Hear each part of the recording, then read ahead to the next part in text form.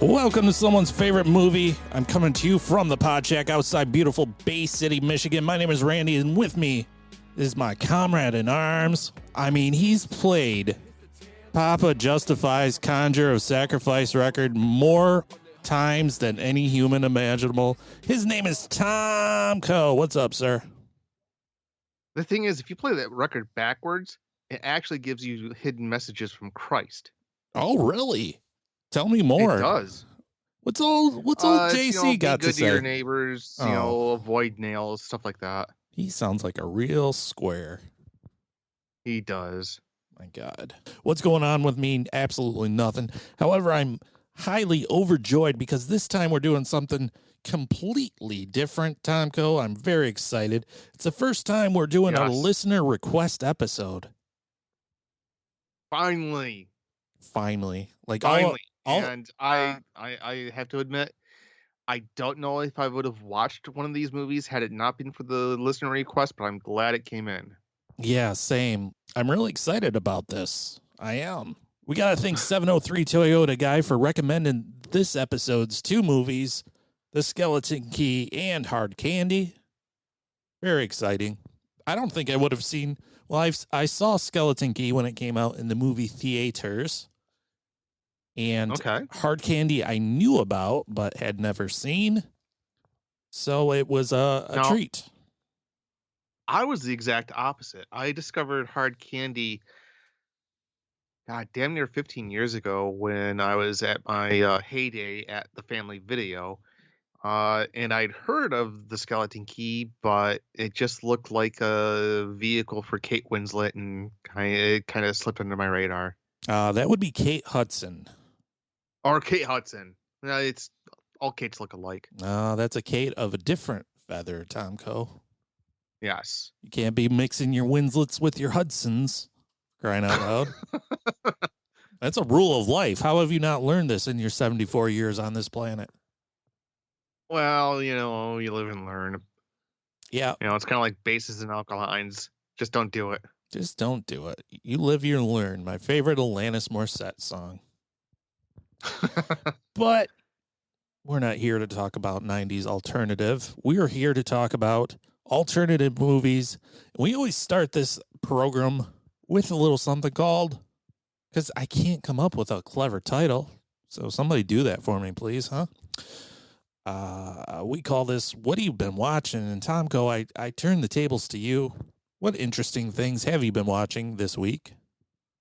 Well, I've been watching a shitload of Star Wars. I kind of made a promise to myself that I'm going to watch the entire saga from episode 1 through all of the various sequels, prequels, series, and offshoots. And I'm about halfway through it so far. But one thing that I've watched that may be of interest is a little movie called Nobody. Not only did I thoroughly enjoy the actual film, but I loved the way that I got to watch it, and that was in a movie theater. Oh, you took the plunge, did you? Yes, I did. And you know what? It reminded me of all the pains in the ass that I have to deal with while watching a movie at the theater, where I have to keep a schedule based on somebody else's time frame. I have to deal with concession prices, and even worst of all, I had to deal with other people. But you know what? It was totally worth it. Okay. All right. I'm a little bit jealous because I wanted to see that in the movie theater, and I never got around to it.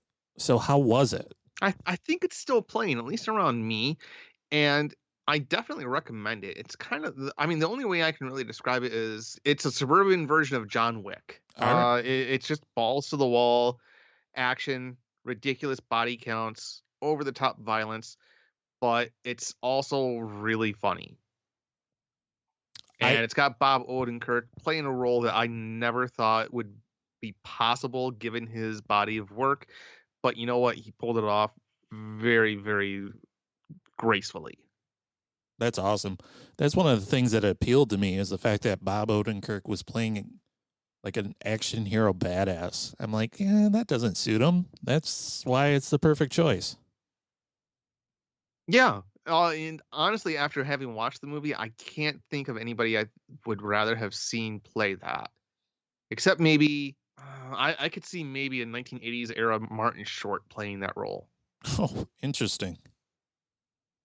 In fact, now I want a 2010s or a 2020 version of Martin Short in some kind of action movie. That sounds kind of badass now I'm thinking about it. I'll take Martin Short in anything. What's that fella been up Yeah. to? Collecting residuals on Jiminy Glick. That's a shame. That'll be his everlasting legacy. I know. Wasn't what he, about you, sir, though? Wasn't he What's Ed Grimley too? Wasn't he Ed Grimley? Yes. Oh man, we need more Ed Yes, Grimley. I think that may have been one of the very few characters to cross over from SCTV to Saturday Night Live, in fact. Yeah, and there was a cartoon even that I'm vaguely remembering, I think. Now that I'm thinking about it, yes, I must say. Oh man, we have to do an entire retrospective of Ed Grimley now. Well, you know what? If you get the hair gel, I'll get the triangle. What about you, sir? What have you been watching? What have I been watching, Tomko? Do you want to know what I've been watching? I'm dying to know what you've been watching. Get over here! That's what I've been watching. Mortal Kombat on HBO Max. You know, I didn't get into the hype for it. Was it any good? Am I the asshole for not watching it? Oh, I mean, you're an asshole for so many reasons. I don't know that I'd lump the fact that you wouldn't watch Mortal Kombat into the category of why you're an asshole. Get over here! I'm just going to keep playing that forever. It was dumb. I just can't get it looked too dumb, you know? Oh, yeah. It's dumb, but it's also dumb fun. There's nothing I like more in this universe than dumb fun, Tomko. I base this entire podcast on that premise. Fair enough. But, I mean, with all of the other bad movies based off of video games, I just couldn't pull the trigger on it. Did you ever see the original Mortal Kombat?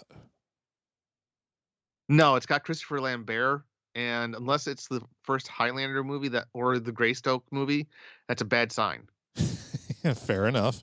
Man, you're a hard sell on the Mortal Kombat. I thought you would have been all in on Mortal Kombat, but you're not. You're not in at all. No.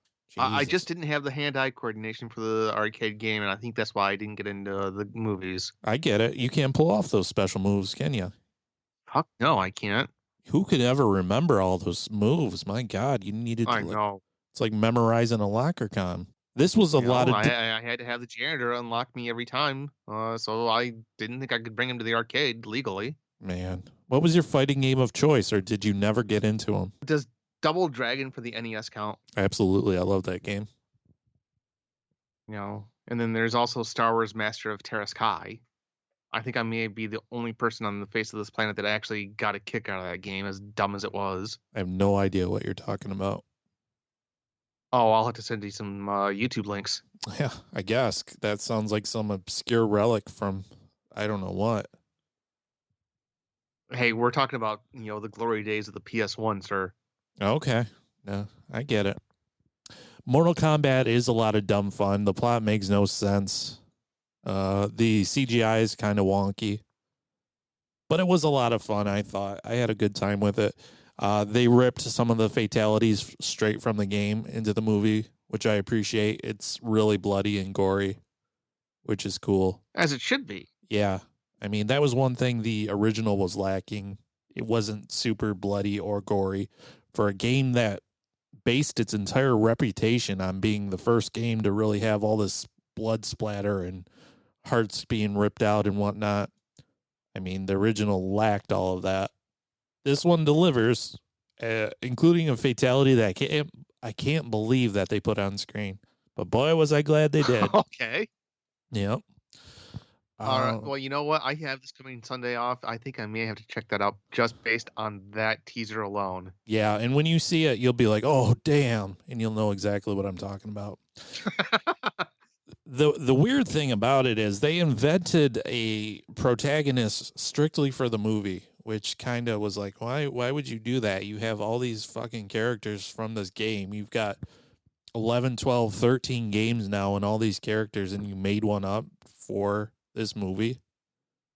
Kind of dumb. My big question is I remember there was a DC Universe versus Mortal Kombat. Oh, yeah. Is Batman in this movie? I wish. That would be pretty cool. Oh, you lost me. That's the thing about the Mortal Kombat franchise. They've crossed over with the DC Universe. Downloadable characters in their games. They've had Spawn. They've had Freddy Krueger. They've had Jason. They've had Leatherface. They've had Alien. They've had Predator. They've had John Rambo, Robocop, and the Terminator. That's pretty fucking impressive. That is. Now, speaking of RoboCop, not to go off on a complete tangent, but that's kind of our thing anyway. Absolutely. I guess the statue for RoboCop in Detroit is nearing completion, and they're getting ready to unveil it at some science center in Detroit. I can't fucking wait. We need to figure out some way to record at the base of that statue, damn it. I know. We need to make a pilgrimage. I've been following this story for it's got to be close to a decade by now. It seems like they've been working on this thing forever, and I can't believe it's still being worked on. But I am excited. I can't believe it got started to begin with. Well, it was all because RoboCop was trending on Twitter a lot. Like whenever you mention RoboCop or something, some bot would say, "I'd buy that for $1." You remember that? No. Okay. I thought it started as a joke where they sent a message to whoever the mayor of Detroit was saying that, hey, Philadelphia has a statue of Rocky. Why can't we get one for RoboCop? And the mayor just said, yeah, we're not spending the money on that. Yeah. And then next thing you know, the person who sent the question had a Kickstarter that got stupidly successful. Well, and next thing you know, they're bringing in world-renowned sculptors to work on this thing. Yeah. I mean, technically that is how it started, but I mean, I'd buy that for $1. I always said as soon as that thing was proudly displayed in the heart of Detroit, I would be there to see it. And I'm glad I'm still alive to see it, Tomko. Hopefully I don't get... Long time coming, sir. I know. Hopefully I don't get hit by a bus tomorrow. That's all I have to say. Way to jinx yourself. Let's get to it, shall we? Let's. Once again, we have 703 Toyota Guy to thank for the listener request this week. If you have a listener request for a movie, go ahead and email us, someone's favorite movie podcast at gmail.com, and suggest a movie and tell us why. By the way, Tom Go, you'd be thrilled to know that on our poll over all the social medias, we had a poll to determine which franchise we would cover next. The choices were the Psycho franchise, Prom Night franchise, Texas Chainsaw Massacre franchise, and the Phantasm franchise. Texas Chainsaw won by like 1 vote. Really? Yeah. Oh, shit. Now, I got to ask, did you vote? Because I felt like I should not have voted. I did vote, but I voted for Prom Night because it was the lowest voting one. Because I almost voted for the Psycho franchise, and I'm kind of glad I didn't because I feel like it would have been like a Florida 2000 election scenario all over again. Yep. So the people voted for Texas Chainsaw Massacre. We had we had 50 votes or something, which, I mean, I was amazed by, because getting people on the internet to do anything when you're not a famous person is pretty hard. Or a cat. Or a cat, yes. And I have to admit, I'm not sure how to feel about the eventual victor of that poll, because a lot of peaks and valleys in that series, man. However, I think since Psycho came in second, we need to cover that at some point this year. I think we should, yeah. Yeah, definitely. Yeah. We also had another listener request for the movie Fade to Black from our friend Scott. Yes. If I'm not mistaken, I believe that movie is available on Shudder, isn't it not? Yep, it's still on Shudder, and it was a movie I thought about covering for around Halloween time last year, and just never got around to it. So that'll be fun too. And also, don't I look forget, forward to it.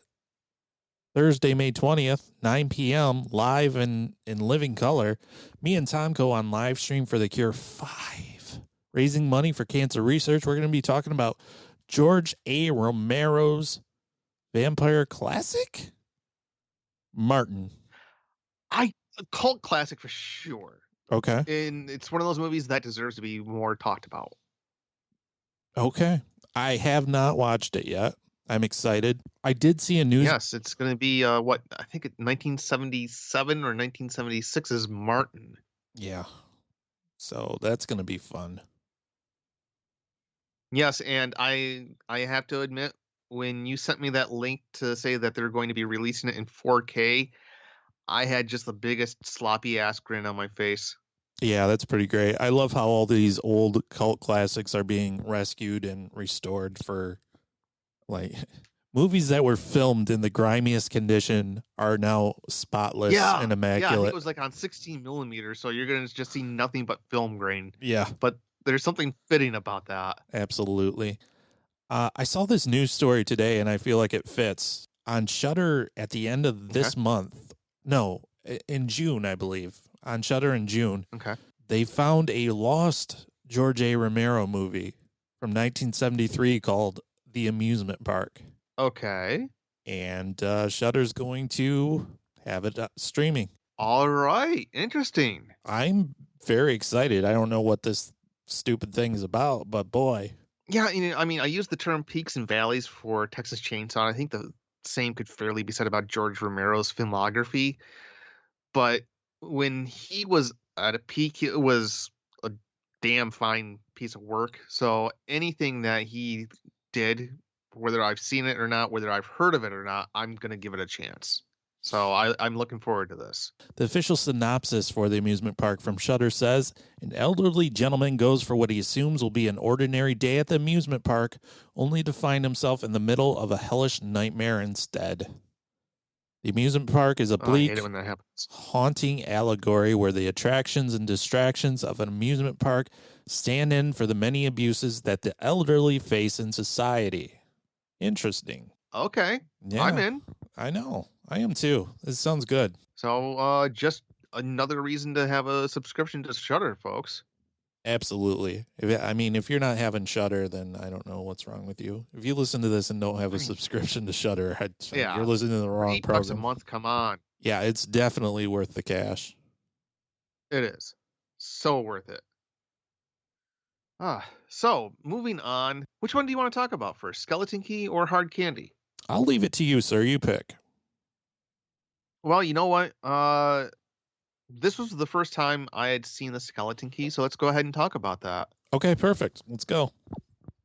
Skeleton Key was released in 2015. It stars Kate Hudson, Hudson, Gina Rollins, John Hurt, who, he moans a lot. That's about all he does. And Peter Sarsgaard. Yeah, that had to have been the easiest payday in his life. The screenplay was written by Aaron Kruger, who went on to write 3 of the 5 Transformer movies. He also wrote Reindeer Games, which is the dumbest name for a movie in the history of the universe, and Scream 3, and he did The Ring and The Ring 2 and The Brothers Grimm. So movies you've definitely seen and heard about. He also co-wrote the upcoming Top Gun Maverick. You excited about that? No.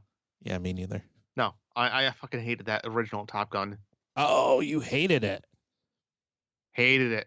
Actually, there's an entire episode, dear listener, of Tomco and Jake from Jake and Tom Conquer the World, just shredding Top Gun on gutting the sacred cow. Gutting the sacred cow, yes. Hated that movie.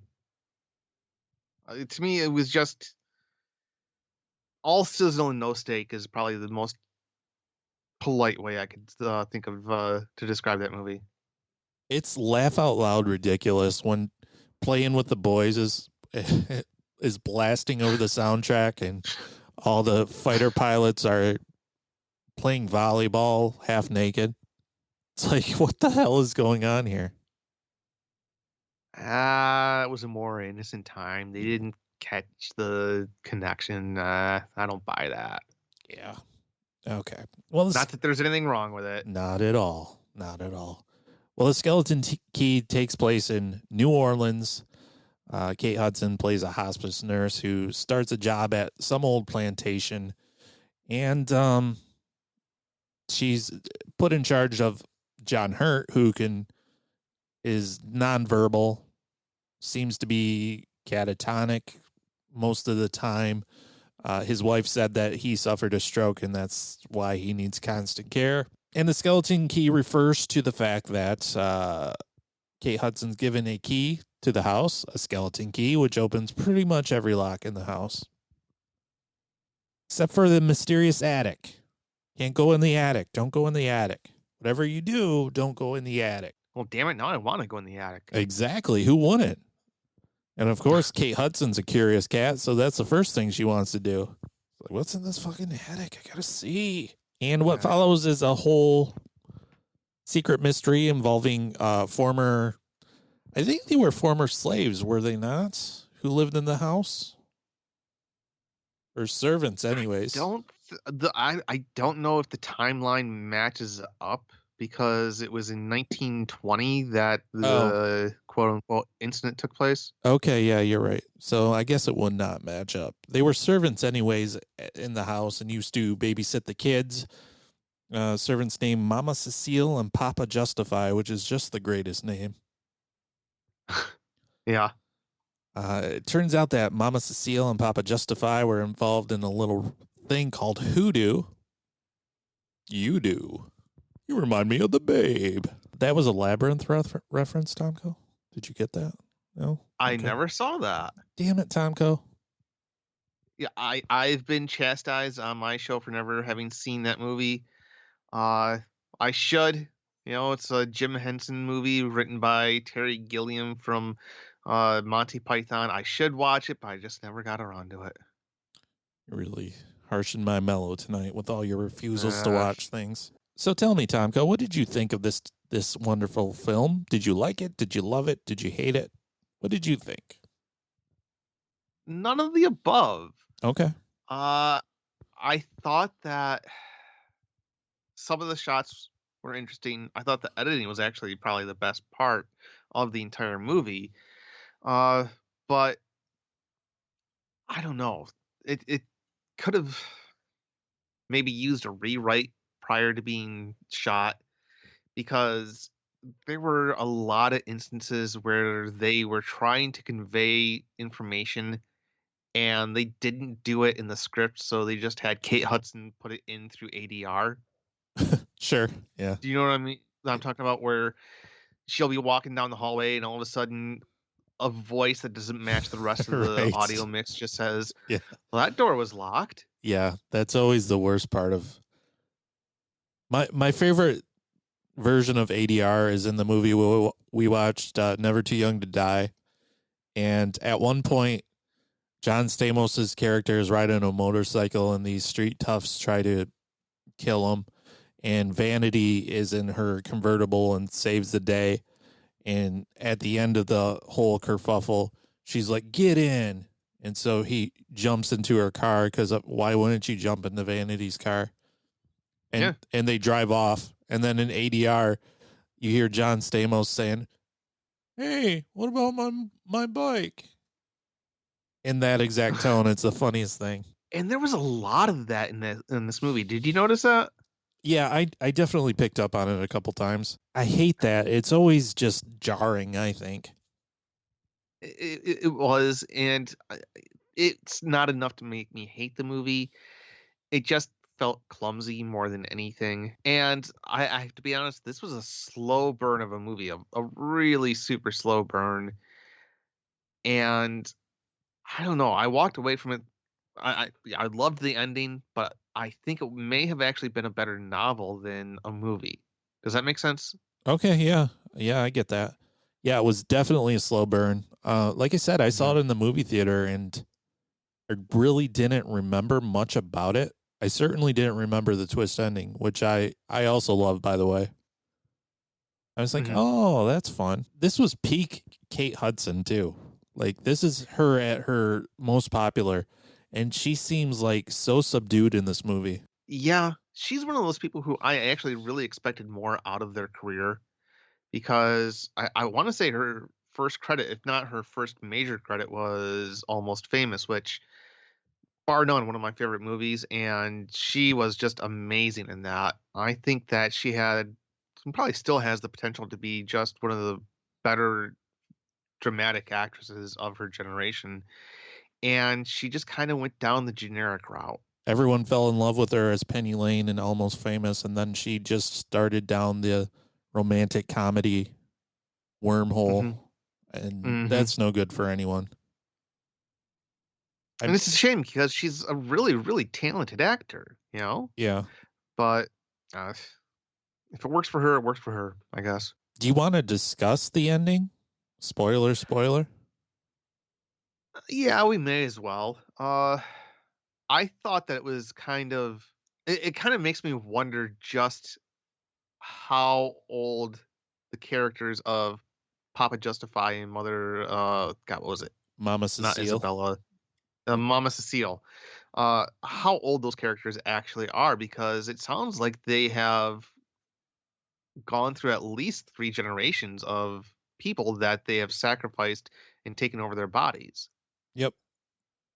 Yeah, I get the feeling they've been doing this for quite a long time. I have to admit, it took me by surprise, not only when you found out exactly what was going on, where John Hurt did not have a stroke, but his character was sacrificed in order for the person that was inhabiting his body to move on to a younger vessel. I thought that was pretty damn clever. And anytime that you have a movie, especially a horror movie, but any movie where the bad guy pretty much wins, I automatically at least become a begrudging fan. You know, whether it was this or The Usual Suspects or Drag Me to Hell, you know, movies like that where it feels like it's going to be formulaic and the good guy's going to win, only to find out that, oh, no, no, no, no, the good guy's fucked. Yeah. And this was another one of those movies like that. Yeah, I find the ending to be legitimately terrifying too, because just the Hmm. thought of being like young and vital and youthful, and then all of a sudden waking up the next Yeah. morning in a body that you can't control and you can't speak, and seeing somebody wearing your own skin, that's terrifying to me. And I mean, I guess that's the fear of growing old too, right? Or suffering some major medical event. That's Yeah. there's a lot of Yeah. Waking up after a stroke, I would imagine would be similar. right. Uh, Overall, I think I liked it, you know, but I think it could have either been trimmed down to be part of an anthology series, you know what I mean? Okay, yeah. Or could have been expanded to where you could really get into the characters' heads in a novel. I think that's where the story would have really come to life. Yeah, man, this would have been a really great episode of The Twilight Zone. Or Tales from the Crypt, Yeah. or just like I said, 1/3 of an anthology movie. Yeah.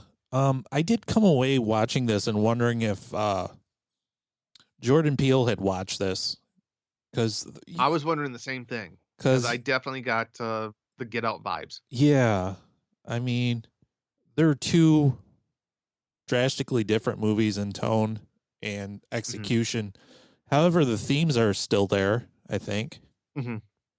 of racism and inequality and all that. I think the other jarring part of it was when you realize, like earlier in the movie, the old woman character is talking to Kate Hudson and talking about Mama Cecile and Papa Justify and how they were caught doing these satanic rituals in the attic with the two kids that they were tasked with watching.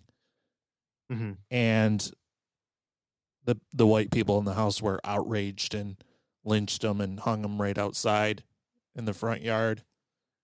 And then you realize that no, those were two little kids trapped in two old people's bodies that got Yeah, hung. That's yeah, that is kind of messed up. so messed up. I don't know. I just kind of walked away from this wanting more. Am I alone in this sentiment, sir? No, It's only 104 minutes, but I wish it was like 80. You're right. It's a very slow burn. I mean, the ending is worth it, but if the rest of the movie had the same energy as the ending, it would have been like a instant classic, I think. Yeah, and I mean, there's this, no pun intended, there's the skeleton of a great movie in here, but this is where I think a fan edit would really come in handy. Mm-hmm. Yeah. Would you recommend this for folks, though? Yeah, I think I would. I mean, I walked into it completely blind. I would go into it, or at least recommend somebody going into it, just kind of expecting to wait for it to slowly build, let the creepiness, kind of build up on itself, and you would probably have a good time. I would give it a unenthusiastic recommendation, I would say. Yeah, I think I would too. I think it's worth it for the ending. Other than that, it's just kind of a slog to get there, I think. I kept thinking of flat beer. Right. Yeah, it still tastes the same, and yeah, it'll still give you that little buzz at the end, but it isn't quite what you're wanting. Yeah. I mean, I didn't hate it at all, but I just was No. left wanting more, I think. That would probably bring us to our next movie, Hard Candy. And I think this might, no, it's not the first one that we've talked about multiple movies, but certainly the first episode we've talked about multiple movies in a different franchise. Yeah. Hard Candy, I definitely heard of, but I knew nothing about. So when I watched it, I was completely surprised. I knew it had to do with an underage girl. I mean, here's the elephant in the room, too, by the way, people. We all know that Ellen Page is now Elliot Page, and that's very tricky. So I don't know what Elliot Page. I was wondering that myself. Elliot, I was thinking, when we're talking about the actor, we'll use the he, him person, pronouns, refer to the actor as Elliot, but you got to refer to the character as she, her. Yeah, I would agree with that. That's exactly what I was going to say. And guess what? If I slip up, I'm sorry. I don't mean to offend anybody, but no, it might happen because I'm tired. And anyways, Elliot Page plays Haley Stark, and I knew it had to do with an underage girl and a child predator. I assume that the underage girl got assaulted by the predator and then went to take revenge on him. That's what I thought it was. I thought it was another rape revenge movie or something, but it's completely different. I can't think of another movie quite like this, to compare it to. I had seen this before. Again, I can't remember if it was myself or my wife who stumbled upon it at the video store, but I walked into it without having known anything about the reputation of the movie. I didn't really know what it was about. And I remember kind of guessing up until the very end exactly who was in the quote unquote right and wrong. The first time I watched it, I kind of enjoyed it for the ambiguity it had up until the very end. Yeah. And I remember being very impressed with the acting, by both Elliot Page and Patrick Wilson. I mean, they did an amazing job in this movie. Yeah. But on rewatch, I'm starting to kind of see the cracks. But before I get into that, this was the first time you've watched it. So what was your impression? So the thing I remember about this movie when I first heard of it was the movie poster, which is one of my favorite scenes in the movie is the very last scene where Haley is walking away from the house and she's wearing a red hood, and it's exactly like Little Red Riding Hood. Walking away from the big bad wolf's house is what I got. And I'm positive that's what they were aiming for. Yeah. And you look at the poster now after seeing that, and it's a girl in a red hood, and she's got a knapsack, and she's right in the middle of a bear trap or a wolf trap even. And I feel like that it was a movie that was completely different. I was I was very disturbed right off the beginning because I was like, Yeah, because Patrick Wilson played that creep just maybe a little too effective. It was very unsettling. yeah. So they meet online somehow in some forum and start talking over instant messenger because this was 2005 and who didn't talk on instant messenger? And they meet at a diner and he's this smooth talking, intense, funny dude, but he's also noticeably older than Haley, like just uncomfortably so. And you're like, oh, this is just making me uncomfortable. And I feel Yeah. like that never lets up, that uncomfortable feeling. Although it shifts the reason for that uncomfortability. It just pivots. And you're right, you don't know who's the good guy and who's the bad guy. No, you really don't. And walking away from this review, or I should say the second viewing, I still don't know if there was a good guy. I'd say on this viewing, the big flaws I noticed, because I mean, this is a tough movie all around. I'd imagine it would be difficult to write, to direct, and to act because it's essentially a two-person play, and there's a lot of weight on both of the actors' shoulders to pull this off. And I think the both of them did a great job with it, but the dialogue just felt too writerly. Right? Because I'm listening to Elliot Page's performance and I'm thinking to myself, who the hell talks like this? Let alone a 14-year-old. Uh-huh. And that just did not seem realistic.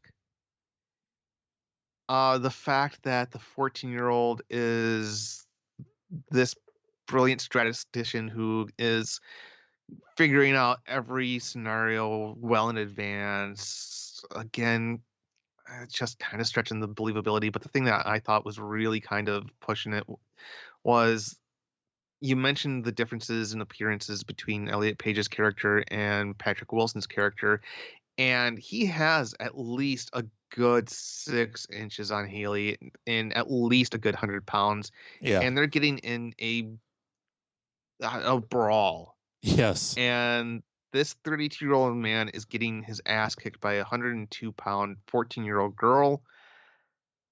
Don't buy that. Yeah.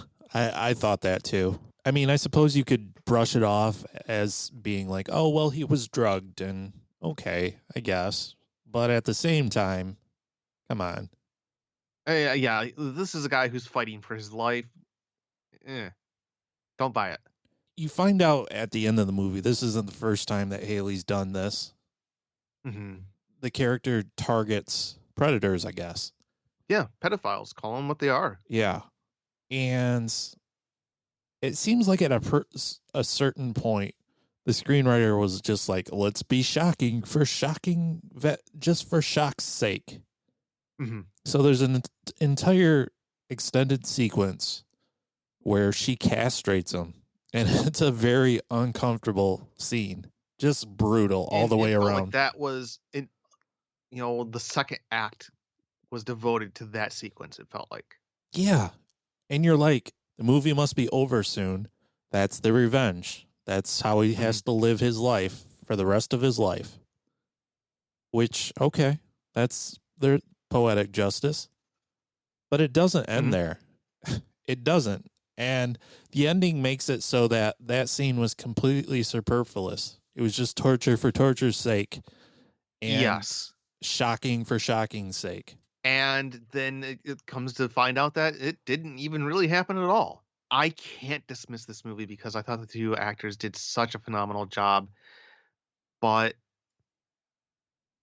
you know how I said that the Skeleton Key could have used at least one rewrite prior to filming beginning? I think this was the exact opposite, where maybe it went through too many rewrites. Oh, yeah, sure. Maybe so. Where they overthought the script maybe a little bit too much. It's not enough for me to say it's a bad movie, and I definitely would recommend it to anybody out there. A lot more unconditionally than I would the Skeleton Key, in fact. But the thing that I walked away from this viewing was that I don't think there was a good guy in this movie. The first time I watched, it was like, well, fuck it, dude's a pedophile. Guy deserves it. But maybe it's because I'm 15 years older than I was when I watched it. I don't think that Elliot Page's character was exactly correct because vigilantism is immoral. It is a crime. You can't do that because what happens if you're wrong? Unless you're Just so Batman. Haley happened to be right, but still. Yeah. Definitely a lot of gray areas in this movie, and I'd say that kind of think piece along with the acting performances are enough for me to recommend it. But what about you, sir? Do you recommend this? Yeah, I think so. I think your description of it as a play is apt because that's exactly what it reminds me of. For all intents and purposes, Elliot Page and Patrick Wilson are the only characters in the movie. Sandra Oh shows up for some reason as a nosy neighbor, and it's whatever. And then there's a girlfriend character that Elliot Page calls to show up to the house. Elliot Page pretends to be the cops and says to come quickly to the house because Patrick Wilson is suicidal and something's happened, blah, blah, blah. And that leads to the climax of the movie and more torture. This girl that's coming over, Patrick Wilson lost his virginity to and is basically the only woman he's ever loved. And Elliot Page threatens to unleash all of his dirty, dirty secrets unless Jeff hangs himself. I don't know. I was surprised by this ending, too. I didn't see it coming whatsoever. I don't remember being, and again, this has been a long time since I watched it the first time. I don't remember being surprised. I just remember, I don't know. It was just, there had to have been a lot of things in Haley's plan that had to go exactly perfectly. And she had to account for so many variables for it to go perfectly to where it, I'm glad it worked out, but it could have very easily blown up in her face. I think the ending is pretty good, and I wonder what's in the future for that character. Like, does she go on I kind of got the impression that she would just kind of move on to the next target. This is what she does. Yeah. Because Patrick Wilson is like, well, I know who you are. I know where you live and where do you go to school. And she's like, do you? Mm-hmm. Do you even know my name? Might not even be Haley. I thought that was great. Yeah. There's a lot to really dig about this movie. And again, I enjoyed it, but looking at it again, there's a lot of things to kind of justify its mixed reputation. I definitely dug it. It was tense the entire time, I thought, but I also realized it's not going to be for everyone. Not at all. No. Again, if you're looking for some kind of 2010s version or of I Spit on Your Grave, this isn't it. It's in the same neighborhood, but nowhere near the same block. I did read that early titles for this movie were either Vendetta or Snip Snip, which go to hell. What an awful title. Yeah, I kind of got the impression after watching this again last night that the entire movie was written around that premise. Yeah, I think so too. Yeah. That was probably the, well, what if moment. Or wouldn't it be amazing if? Yeah. I'm going to buy some Coors Light and really think about this. Yep. The writer's room. Damn it, now I want a podcast just with an open mic surrounding that. Man. Then Sandra shows up trying to sell Girl Scout cookies. Yeah. And she's like, oh, weren't you on the roof earlier? And then the girl's like, no, I wasn't. And Sandra will be like, oh, okay. And then she's like, what about my money? Oh, you got to pay for those cookies. And then she leaves. That'd be awesome. Oh, boy. God damn it, it does sound... I could see Beavis and Butthead now writing an entire movie about losing your nards. Right. Oh, Jesus. And then this is the 20th rewrite. Yep, I could see that. Yep. Call it dead ball. Let's go. There you go. Well, they definitely weren't brass. No, they weren't. But Ah. I enjoyed this. If you have movie suggestions for us, like I said, someone's favorite movie podcast at gmail.com. Email us. That'd be great. Great. Like I said, next time we're covering the Texas Chainsaw Massacre franchise. Ooh. Looking forward to it. Some of my most favorite and most reviled movies are in this franchise. Yeah, I'm actually planning on binging a bunch of them this weekend, so I'm excited for that. The thing is, it's actually kind of hard to find that third one, and I can't find it in the unrated cut. I think the third one is on HBO Max right now, last I checked. Okay. Or saw. But yeah, that one. No, I'm really curious to see, because I mean, like Warner Archives finally released the original version of it, and I'm dying to see how it stacks up. Oh, awesome. Yeah.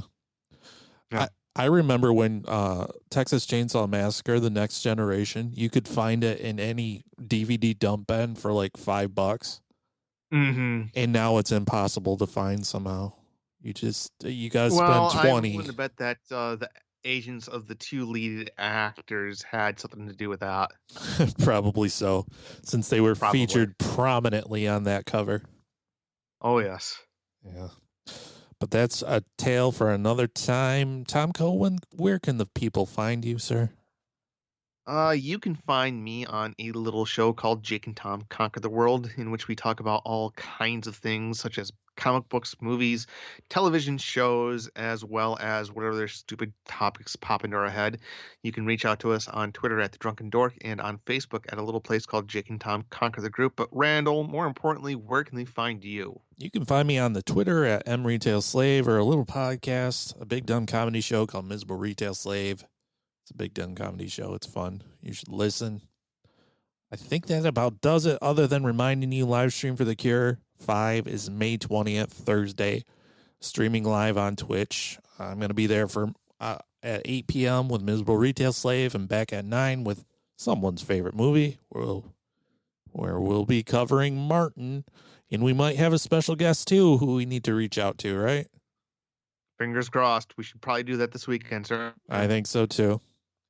I guess that about covers it. Thank you for listening. And until then, we'll see ya.